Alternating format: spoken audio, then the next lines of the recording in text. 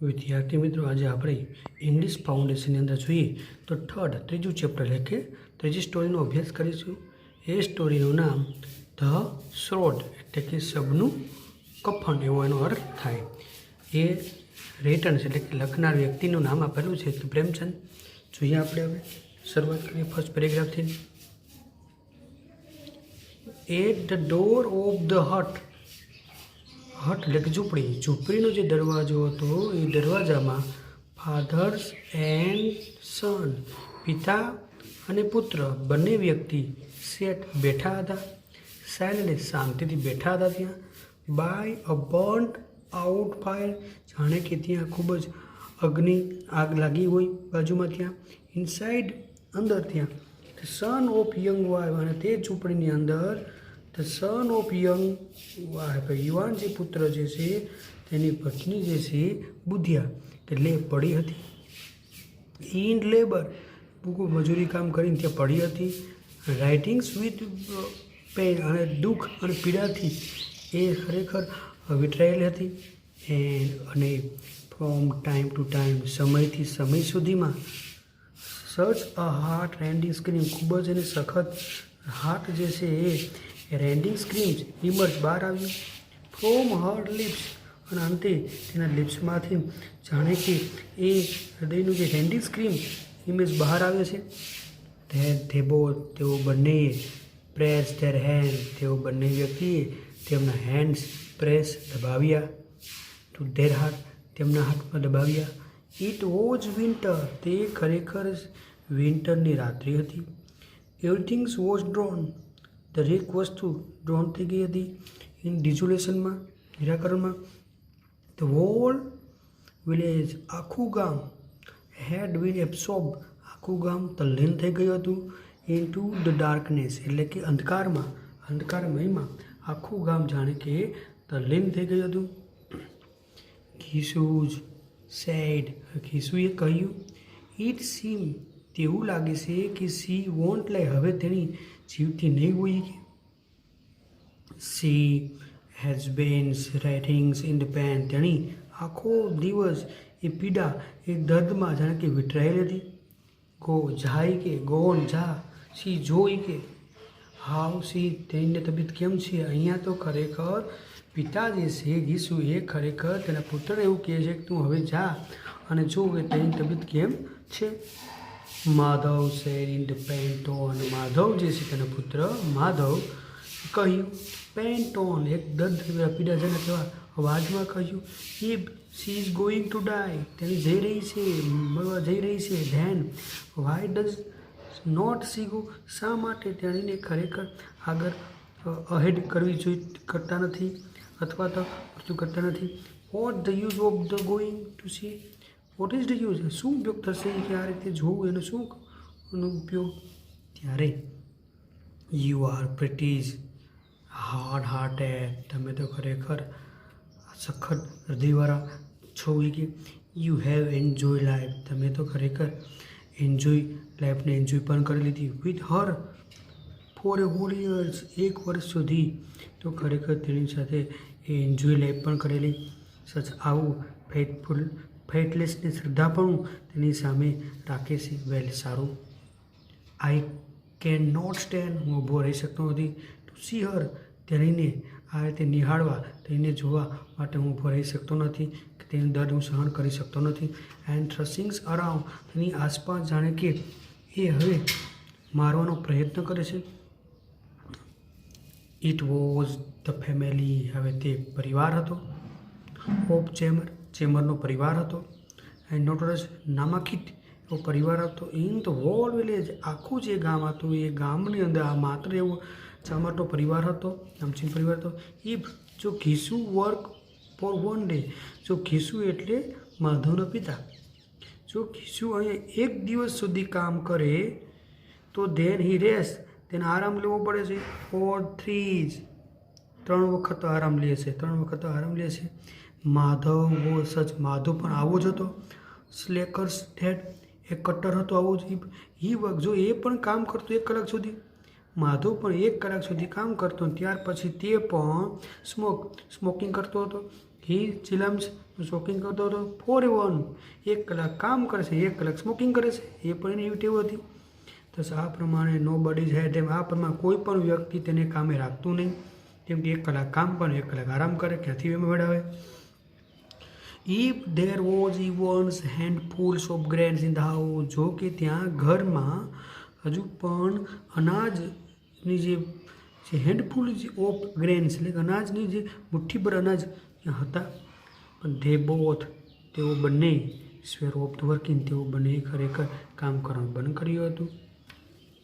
Van they would passes for a cup of day, પણ જ્યારે તેઓ દિવસો એટલે કે 2 દિવસ સુધી કામ કરતા, ત્યાર પછી ઘીસુ ક્લાઇમ્બ ટ્રી, ત્યાર પછી એ ઘીસુ શું કરતો, એ વૃક્ષ પર ચડતો અને બ્રોક ઓફ ધ બ્રાન્ચીસ, ડાળખીઓને તોડતો હોય. And Madhav sold wood, Madhav શું કરતો, માધવ જે લાકડા જે છે એને માર્કેટમાં વેચતો. અને as long as the money lasted, જ્યાં સુધી મની જે અંતિમ સુધી એ લોંગ છે અંતિમ સુધી આવે નહીં ત્યાં સુધી, તે બોથ સ્પેન્ડ ધેટ ટાઈમ, તેઓ બંને એ તેમનો સમય પસાર કરતા, એ ભટકવામાં જ આમ તેમ ભટકવામાં સમય પસાર કરતા, રોજે રોજનું કરતા, વધારે કંઈ કામ પણ કરતા નહીં, જરૂર પૂરતું જ કામ કરતા. વેન ધેર એંગર્સ ગ્રે, જ્યારે તેમનું જે ભૂખ જે છે જ્યારે વધે, તીવ્ર ભૂખ થાય લાગે, ત્યારે જ તે બંને વ્યક્તિ ફરીથી ડાળખી ઉતાળો વળગી પડે છે, અથવા લુકડ ફોર સમ કોઈ કાર્ય માટે ગોતે છે, કામ કરવા માટે આગળ નીકળે છે. જ્યારે એના શરીરમાં એવું લાગે છે કે હવે ભૂખ લાગે, ત્યારે જ એક કામ ગોતે, ત્યાં સુધી કામ પણ ગોતતા નથી. There was no shortage of the work, ત્યાં ખરેખર કામનું કોઈ શોર્ટેજ ન હતું ગામમાં. ઇટ વોઝ ધ વિલેજ, તે ગામ હતું ખેડૂતોનું, ફોર હાર્ડ વર્કિંગ મેન્સ, અને સખત મહેનતુ માણસો, કે જે ધેર વોઝ 50 જોબ, તેઓને ખરેખર 50 જોબ તો મળતી હતી. પરંતુ પીપલ્સ ઓનલી સેન, માત્ર પરંતુ લોકો જે છે એ માત્ર લોકો મોકલતા ફોર ધોઝ, પહેલાં 2 વ્યક્તિ માટે મોકલતા, જ્યારે તેઓ બંનેને તે હાથ ફોર તેઓ દબાણ કરવામાં આવતું કન્ટેનમાંથી, જાતે ધે ગેટિંગ આઉટ 2 મેન્સ તો વર્ક ઓફ 1, 2માંથી 1 વ્યક્તિને પણ અહીંયા એ લોકોને દબાણ કરવામાં આવતું હતું. તો અહીંયા સુધી રાખીશું વિદ્યાર્થી મિત્રો.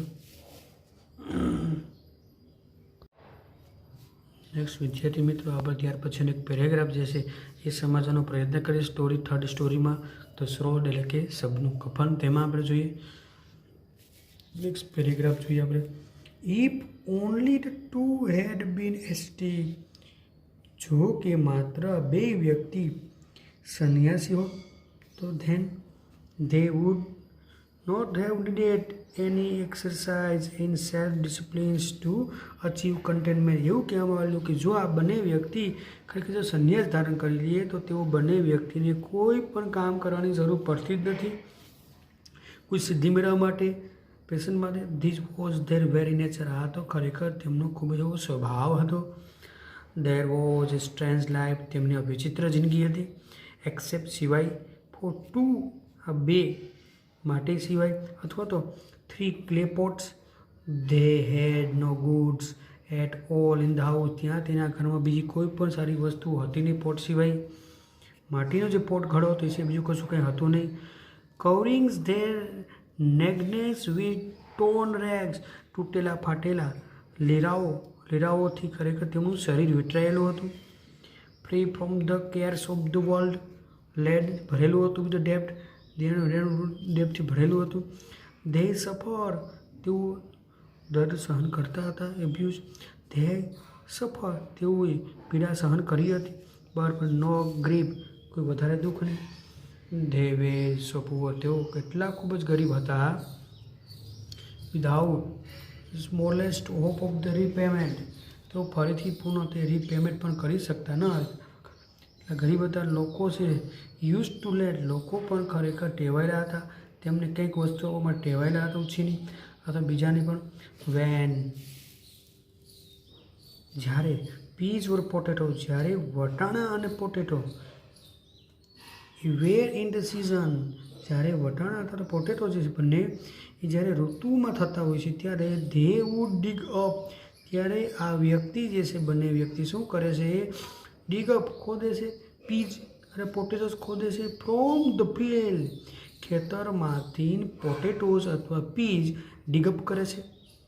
એન્ડ રોસ્ટ, એમાં ખોદી કાઢીને પોટેટો અને વટાણા બંનેને ખોદી કાઢીને જમીનમાંથી એ લોકો રોસ્ટ શેકે છે. એન્ડ ઇટ એમ શેકીને પછી આ બંને વ્યક્તિ પોટેટો અને પીઝ વટાણા ખાય છે. અથવા તો બ્રેક ઓફ 5-10 સ્ટોક્સ, અને તેમાં 5 અથવા તો 10 જે સ્ટોક્સ ઓફ ધ સુગરકેનની જે દાંડી હોય છે એ પણ લે છે. એન્ડ સક ધેમ, તેને પણ રાત્રિના સમયમાં ચૂપસે છે. ઘીસુઝ હેડ સ્પેન્ડ 60 years, ઘીસુએ અહીંયા તો કે 60 year 60 વર્ષ તો પસાર કરી નાખ્યા. ઓફ હિઝ ડે, ઘીસુએ તો અહીંયા તેની જિંદગીના 60 વર્ષ પસાર કર્યા. ઇન ધીઝ પ્યોઝ મેનર્સ, આ જે પવિત્ર રીતમાં.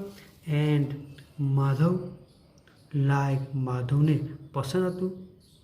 ફેટફુલ ડિફિકલ્ટ, અહીં ખરેખર એક કઠિન પુત્રની જેમ માધવ વોઝ ફોલોઈંગ, માધવ પણ અહીંયા અનુસરતો હતો કોને? ઇન હિઝ ફાધર્સ ફૂટસ્ટેપ, અહીંયા માધવ પણ ખરેખર તેના જ પિતાજીના ફૂટસ્ટેપને જ ફોલો કરતો હતો. તેના પિતાજી જેવું કરે છે એવું જ આ માધવ પણ કરતો. ખરેખર વોઝ મેકિંગ હિઝ નેમ, અને તેનું નામ ઇવન મોર, વધારે રેડિયન્ટ બન્યું હતું, વધારે ખુશખુશાલ બન્યું હતું. નેક્સ્ટ, ધીસ ટાઈમ, આ સમયમાં both were seated by the fire, બંને વ્યક્તિ અગ્નિની બાજુમાં બેઠા હતા. રોસ્ટિંગ પોટેટો શેકતા હતા. અને they had dig up from somebody, અને આ બંને વ્યક્તિએ કોઈ વ્યક્તિના ખેતરોમાંથી એ જે પોટેટોઝ છે એ ત્યાંથી લાવ્યા હતા ખોદીને. ઘીસુઝ વાઇફ્સ હેડ પાસ્ડ અવે લોંગ ગો, ઘણા સમય પૂર્વે ઘીસુની પત્નીઓ પણ ખરેખર મૃત્યુ પામી હતી. માધવ મેરેજ, માધવના લગ્ન હેડ ટેકન પ્લેસ, એનું સ્થાન લીધું હતું. યર્સ બિફોર, 1 વર્ષ પહેલાંના લગ્ન પણ થયા હતા માધવના પણ. સિન્સ ધીઝ વુમેન્સ હેડ કમ, જ્યારથી આ મહિલા આવી હતી ત્યારથી સી હેડ લેડ, તેની પડી હતી foundation of the civilisation family, પરિવારમાં જાણે કે એક સિવિલાઇઝેશનના ફાઉન્ડેશન પડી હતી. ગ્રીડિંગ ગેન્સ, અનાજ દરવું, કટિંગ ગ્રાસ, ઘાસને કાપવું. સી અરેન્જ, તેની ખરેખર અરેન્જ કરતી હતી. Couple of pound of the ફ્લોરના જે કપલ ઓફ પાઉન્ડ જે છે તેનાથી ખરેખર અરેન્જ કરતી હતી. આઈ એમ કેપ ફિલિંગ, રાખતી હતી સ્ટમક, પેટ પર ભરેલું રાખતી હતી. તો સેમલેસ વન, પેલા બંને સેમલેસ વનના વ્યક્તિના. આફ્ટર સી કેમ, તેણી આવી ત્યાર પછી બોથ, આ બંને વ્યક્તિ એટલે કે બંને વ્યક્તિ ગ્રો ઇવન મોર લેજી, વધારે આળસુ થઈ ગયા હતા. ઇન્ડોલેન્ટ, પ્રમાદી બની ગયા હતા. ખરેખર તે ઇવન બિગેન, તેઓએ શરૂ કર્યું સ્વેગર, તેઓએ તોડફોડ કરવાની શરૂઆત કરી. If someone sent for him, જો કોઈ વ્યક્તિ તેમના માટે કંઈક મોકલે, કામ કરવા માટે મોકલે, ત્યારે વિથ ધ સ્પ્લેન્ડિડ, ભવ્ય ઇન્ડિફરન્સની સાથે તેડીમાં તેઓ માંગ કરે છે ડબલ પગારની માંગ કરે. જ્યારે કોઈ વ્યક્તિને બોલાવે છે કે તમારે કામ કરવા માટે આવવાનું, ત્યારે આ બંને વ્યક્તિ ખરેખર જે મૂળ રકમ થાય એના કરતાં ડબલ રકમની માંગણી કરે છે ત્યાં. ધેટ વુમેન્સ વોર ડાઈંગ, ને પેલી મહિલા તો આજે પણ મળવા પડી છે ઇન ચાઇલ્ડ બર્થમાં. એન્ડ ધીઝ ટુ, આ બંને વ્યક્તિ પર કદાચ રાહ જોવે છે.